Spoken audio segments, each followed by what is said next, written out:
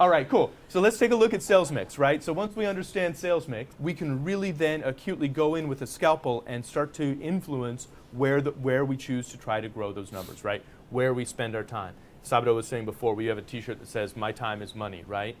I'm going to get on the phone and I'm going to talk to that PDR, right? Because I'm going to be able to move 40 bottles from that one phone call rather than hit 40 separate tables, right? So where are we going to spend our time? Where are we going to spend our energy? When you look at this restaurant, right? Dining room's doing pretty darn good, right? That's probably at about 65% or so. Private dining's not bad either, right? Lunch and bar, we don't necessarily know the layout of this, but I would look at this and say, okay, lunch and bar, I bet we could grow lunch and bar. What do we do for lunch and bar? Are our bartenders, our sommeliers as well? Are they ready, willing, and able to talk about every awesome glass of wine that we offer? Do they also have a lot of half bottles and full bottles that they're super comfortable with? So that when that party of three orders 3 glasses of $15 Pinot, rather than either just giving them that $3 of Pinot or 3 glasses of Pinot, or saying, do you want me to bring a Somm guy over? They can say, you know what, if you're going to have 3 glasses of Pinot, I got something great. And all of a sudden they can add to that conversation.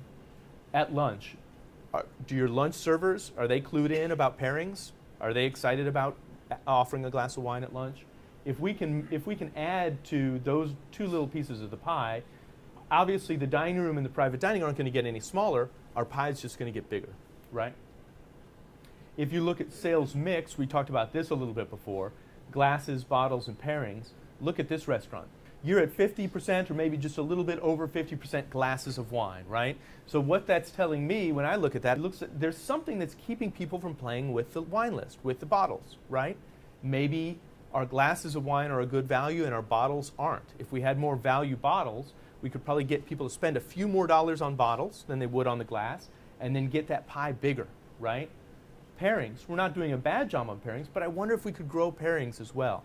I wonder if our pairings is clued in to our per head, right? If our per head is $40 per head and our pairings are $125 per head, that's a pretty big jump, right? You're forcing people to take a big leap. That might work, but if you're only selling your pairings to 1 out of 100 people that walk in the door, then you're not really moving the needle too much on that, right?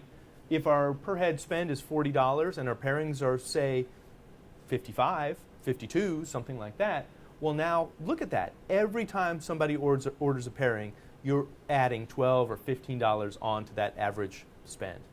That's a big move, especially when you look at it over the course of a year like we did before.